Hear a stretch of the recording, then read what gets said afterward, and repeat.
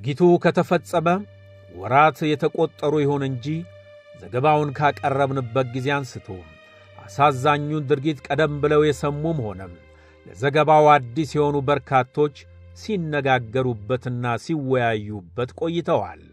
ካቴና በተሰኘው የዩቲዩብ ቻናላችን የበርካቶች አስተያየቶችና ኮሜንቶች ደርሰውናል። ከወንጀል አፈጻጸሙ ስብስብነት አንጻር ምንም እንኳን ያለልኝ ቤተሰቦች በጥርጣሬ ቢታሰሩም እውነትና ንጋት እያደር መጥራቱ ስለማይቀር ፖሊስ በምርጥ ምርመራው አጣርቶ በፍርድ ቤት ውሳኔ ማሰጠቱ ያስደስታል። ለፖሊስም ምስጋና ይገባል። በተክሊል በተጋቡ በ15ኛው ቀን ይህን መሰል ግድያ መፈጸሙ እጅግ ያሳዝናል። ያለልኝ እናት ሊታገዙና ሊረዱ ይገባል። ለተፈጸመው አሰቃቂ ወንጀል የተሰጠው ፍርድ ያነሰ ቢሆንም ምርመራው ከተዳፈነበት ወጥቶ ፍርድ መሰጠቱ ተገቢ ነው። ልጅ የሠራው ለወላጅ እንዲሉ እሷ በሠራችው ወንጀል እናቷ መሳቀቃቸው ያሳዝናል። የሁለቱ እናቶች እንባ ሊታበስ ይገባል ወዘተ የሚሉ በርካታ አስተያየቶችን አስተናግደናል። ካቴና የሚለውን የዩቲዩብ ቻናላችንን ሰብስክራይብ በማድረግ አስተያየት ለሰጣችሁን ሁሉ ምስጋናችን የላቀ ነው። አሁንም ካቴናን ሰብስክራይብ፣ ላይክና ሼር በማድረግ እነዚህን መሰል በርካታ የወንጀል ጉዳዮች እንዲከታተሉና ለሌሎች እንዲያደርሱ እንድታደርጉልን በአክብሮት እንጠይቃለን።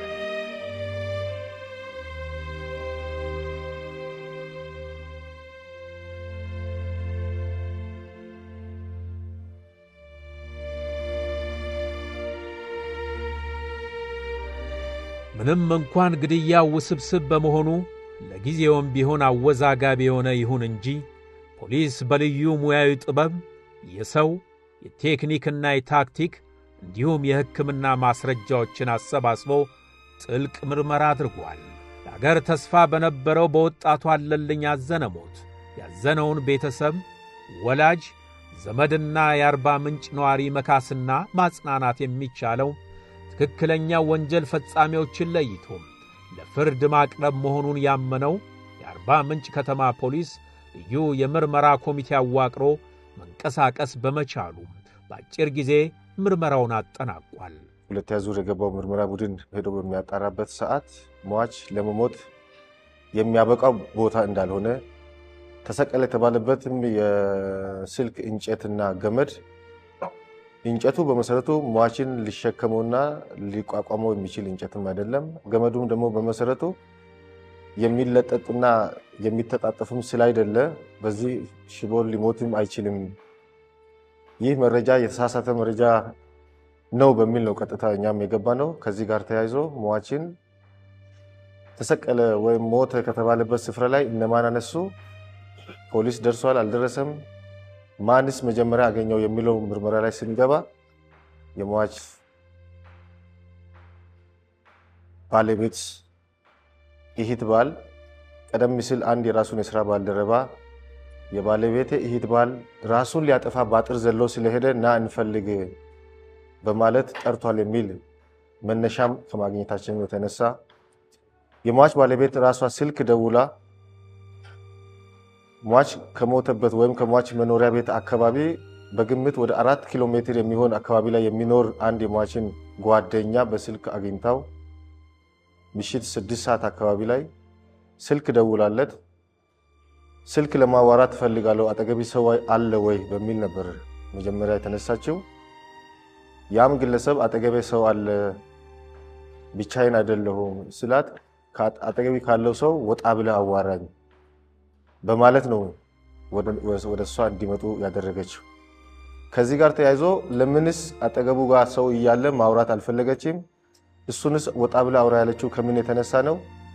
በቅርብ ርቀት ላይ ፖሊስ አለ። የፖሊስ ተቋም ከሟች መኖሪያ ቅርበት ላይ ነው ያለው። 5 ደቂቃ የእግር ጉዞ የማያስኬድ ቦታ ላይ እያለ ፖሊስም ሳይጠራ የአካባቢ ሰውም ሳይጠራ ከሌላ አካባቢ ላይ ሰው የተፈለገበት አግባብ ከምን የተነሳ ነው የሚል ጥርጣሬ ውስጥ ገብተን ነው ምርመራውን ያካሄድ ነው። ሟች ከመሞቱ በፊት ግን በአካባቢው ላይ የነበሩ ግለሰቦችን አናግረናቸዋል፣ ጠይቀናል። ምንድነው የነበረው ምን ድባብስ አለ የሚል ጠይቀናቸው ነበር። እዛ ስፍራ ላይ የነበሩት ቀደም ሲል ሟች እዛ አካባቢ ላይ ያልነበረ ቅርብ ጊዜ የገባ ቤቱን ሲሰራ ብቻ ከማየታቸው ባለፈ መኖር መጀመሩን ጭምር አያውቁም ነበር። በእለቱ ግን እዛች ቤት ውስጥ ጸብ እንደነበር፣ የሚሰባበሩ ነገሮች እንዳሉ፣ ድምጽ በከፍተኛ ድምጽ ሚስት ስታሰማ እንደነበረና የሱ ድምጽ የማይሰማበት ሁኔታ በዝግታ የሚያወራ የሷ ግን ቁጣን ያዘለ ንግግር ስትናገር እንደነበረ ተናግረዋል። የተሰበሩ ዕቃዎች እንዳሉ ቀደም ሲል ሚስት የጠቆመችበትም ነገር የለም። ራቱን ከበላ በኋላ እግሩን ጠረጴዛ ላይ ሰቅሎ ኳስ ጫውታ ይመለከት ነበር። ከዚህም በኋላ ስልክ ደውሎ ወንድሞቹ ቤተሰቦቹ ስለሰደቡት ስለተናገሩት ዘሎ ሄዶ ታንቆ ሞተ በሚል ነበር እሷ መረጃ የሰጠችው። ነገር ግን ያ ሁሉ መረጃ ውሸት መሆኑን በምርመራችን ደርሰን አግኝተናል።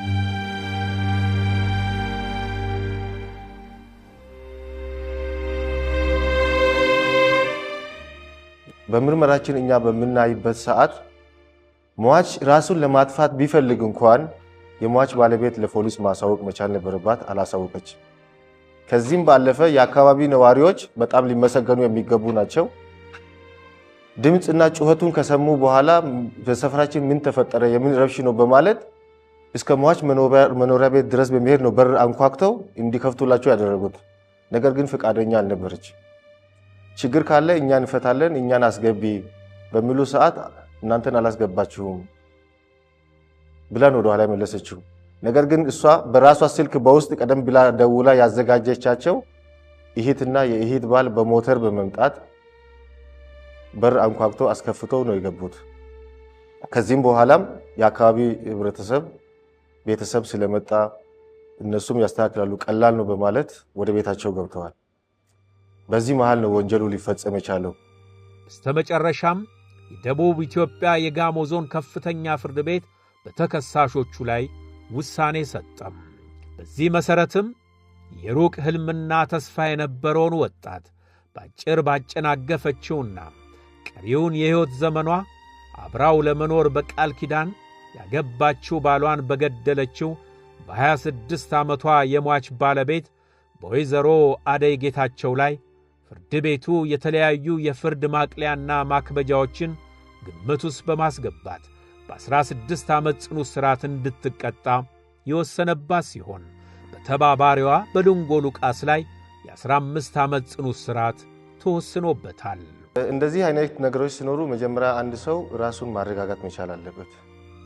ምንም አስከፊ የሆነ ጸብ እንኳን ቢኖር መጀመሪያ ራሱን ማረጋጋት መቻል አለበት። ወደፊት ህይወቱ የተሳካ እንዲሆን ካሁኑ መዘጋጀት መቻል አለበት። ወደ ክፉ ተግባር መግባት የለበትም።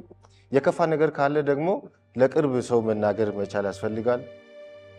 የቅርብ ሰውን እንኳን መቅረብ የማይችል ሰው ከሆነ ደግሞ ለህግ አካል ማሳወቅ፣ በህግ ጉዳዩ እንዲፈታ ማድረግ ይቻላል። ከዛ ባለፈ ደግሞ አሁን በባልና በሚስት መካከል ከሆነ ደግሞ እንደዚህ አይነት መግባባቶችን በዚህ አይነት መንገድ መፍታት ካልቻሉ ደግሞ በህግ አግባብ ተለያይቶ መኖር ይቻላል። በእርግጥ እነሱ የተጋቡበትም አጭር ጊዜ ቢሆንም ለፍቺ እንኳን የሚያደርስ ጊዜ ባይሆንም እንኳን የእንደዚህ አይነት የከፋ ነገር ላይ ከመድረስ አሁን የሟች ባለቤት እስር ላይ ናት ያለችው። ቤቷን ጥላ ነው ያለችው። ከቤተሰብ ተለይታ ነው ያለችው። የሟች ቤተሰቦቹ ደግሞ ልጆቻቸውን አጥተው ነው ያሉት። የከፋ ነገር ነው። እዚህ አይነት ነገር ላይ ከመድረስ በህግና በህግ መለያየቱ የተሻለ ነበር። ያለልኝ ትክክለኛ ገዳዮች ተገኝተው ውሳኔ ማግኘታቸው ብዙዎችን ቢያስደስትም ለተፈጸመው ዘግናኝ ግድያ የተሰጠው ፍርድ ያንሳል ያሉ ወጣቶች ለተቃውሞ ሰልፍ ቢወጡም ችግር ካለ እንኳን የፍርድ ቤት ውሳኔ በሕግ አግባብና በይግባኝ ሊስተካከል ይችላል እንጂ በስሜትና በሰልፍ አይስተካከልም ያለው ፖሊስ ከወጣቶች ጋር ተወያይቶ የሕግ የበላይነትን ማረጋገጥ ችሏል። ፍትህ ውሳኔ ብሰጥ ውሳኔ ቢያንስ በይግባኝ ይሻራል እንጂ እንደገና ሌላ ሰልፍ አይካሄድም። ለዚህ በይግባኝ መቀጠል ትችላላችሁ፣ ሰልፉ ጥሩ አይደለም ሲል ኖርማል አመስግነውኝ ነው ያንን ሰልፍ በትነው የሄዱት ማለት ነው። አመስግነውኝ እስከ ቤታቸው ነው ሸኝቼ የወጣሁት ማለት ነው። ለዚህ አለልኝን ያጣነው እኛ ጨምርና እንደ ሚሊተሪ እኛ የአርባ ምንጭ ልጅ ከፍ ብሎ የሚታይበት ኃይለ ለኔ የኔ ነው ብዬ ነው ማስበው። ኢትዮጵያዊ ነው፣ የኢትዮጵያን ሰንደቅ ነው ከፍ ያደረገው። አለልኝ ኢትዮጵያዊ ነው፣ የኢትዮጵያን ሰንደቅ የኢትዮጵያ ሕዝብ ነው ያዘነው። ነገር ግን ምንድነው አንዳንድ ጊዜ ለኛም ጥንቃቄ አስተምሮ ያለፈበት ነው። አንደኛ ከሞቱ ጋር ተያይዞ የተፈጠሩ ነገሮችን ከማጣራት ረገድ የመጀመሪያ ክፍተቶች ባይፈጠሩ ኖሮ ትክክለኛ ተገቢ አስተማሪ የሆኑ ስራዎችን ለህዝብ ማድረግ የምንችልባቸው ሁኔታዎች ሊኖሩ ይችሉ ነበርና ግን ከኋላ ተነስቶም በፍትህ ስርዓቱ የተሰሩ ስራዎች ነፃ የሆኑ ሰዎች እንዳይጠየቁ ተጠያቂዎች ደግሞ እንዳያመልጡ ነው የተደረገውና በዚህ ልክ ነው ውጤት ልናገኝ የቻልነው የምን ነገር ነው ያለው። ምንም እንኳን በመጀመሪያው ለፖሊስ በደረሰው ጥቆማ መሰረት ፖሊስ በጥርጣሬ ቢያስረንም በኋላ በቁጭትና በቤተሰባዊ ስሜት ከእውነት ጎን በመቆም ወንጀሉን ከተዳፈነበት አውጥቶ የወንድማችን ደም እንዲወጣ በማድረጉ ምስጋና ይገባዋል ሲሉም ያለልኝ ቤተሰቦች ገልጸውልናል። እውነት ለመናገር በእውነት ተዳፍኖ ሁሉ ነገር አብቅቶ እንትን ካለበት ከዜሮ ተነስቶ ነው የፊት አካላት ለዚህም ስኬት የደረሱት። ሊመሰገኑ ይገባል። ምክንያቱም የተጠናና የረጅም ጊዜ እቅድ ነውና ነገሮችን ወዴት አላከን ከሂደቱ ነፃ መውጣት እንዳለባቸው ሁሉ አዘጋጅተው ነው ግድያውን የፈጸሙት። ምክንያቱም ቀጥታ አለልኝ ከቤት ወጥቶ ከሄደ ለኔ ነው መደወል ያለበት፣ ወንድሙ ነኝ። ለአራተኛ ሰው ደውለው እንደገና ነገሩ ሂደቱን ማድበስበስ ማለት ቀድሞ ተዘጋጅተው ነገሮችን ሁሉ ሴታፑን አስተካክለው የፈጸሙት ግድያ ነውና እስከ 40 ቀን እኮ እነዚህ ሰዎች አለልኝ ቤት ውስጥ ይበላሉ። ፖሊሶችም ይሄን በሚገባ አረጋግጠውታል። ከዜሮ ነው የተነሱት። እነሱን ይዘው ነገሮችን አጥርተው ምን ብለው በጣም በዚህ አጋጣሚ ኢንስፔክተር ተከተልማን ላመሰግን እወዳለሁ። ምክንያቱም ከቤተሰብ ጋር ቤተሰብ ሆኖ የሚያስፈልጋቸው መረጃዎችን እየደወለ በመጠየቅ ልክ እንደ ቤተሰብ ሆኖ ይሄን ልጅ ያየሁት አንድ ቀን ነው፣ የዚህ ልጅ ሞት ያንገበግበኛል፣ አንድ ቀን ነው ያየሁት፣ በሚገደልበት በሚሞቱበት ሰዓት እኔ እዚህ አልነበርኩም ብሎ በጣም ተንገብግቦ ልክ እንደራሱ ወንድም ስለ እውነት በዚህ አጋጣሚ እጅግ በጣም ክብር ይገባዋል እና አሳዛኝ ነገር ነው የፈጸሙት። አለልኝን ማን እንደገደለ እንዴት አድርገው እንደገደሉት ገለውት እንዴት ወስደው ፖል ላይ እንዳንጠለጠሉት እንዳሰሩት ልቦናቸው እያወቀ በገደሉት ቤት ውስጥ ቁጭ ብለው እየበሉ እየጠጡ ከዛ በኋላ ነው ሂደቶችን ይዘው አጥርተው ምን ብለው አንዳንድ ነገሮችን መረጃ ሲያስፈልጋቸው የዞን ልዩ ወንጀሎች የሥራ ሂደቶች የሚሰራ ልጅ አለ አቶ አስናቀን ጨምሮ ስለ እውነት ወጣቶች ናቸው። በቃ ተሸፋፍኖ እንዳይቀር ተድበስብሶ እንዳይቀር የዚህን ልጅ በቃ ልጁ ሀገር በመወለድ እኔ ወንድሙ ሊሆን ይችላል። አለልኝ የኛ ቤት ልጅ ብቻ አይደለም፣ የኢትዮጵያ ልጅ ነው። ከነ መንግስቱ ወርቁ በኋላ አይ ቲንክ ከ16 ከ50 ውጪ ጎል እየመታ የሚያስገባ ሰው ቢኖር አለልኝ ነው። ስለዚህ ልጅ ተጨንቀው ተጠበው የፖሊስ አካላት የፍትህ አካላት ለዚህ ደርሰዋልና እጅግ በጣም እናመሰግናቸዋለን፣ እናከብራቸዋለን።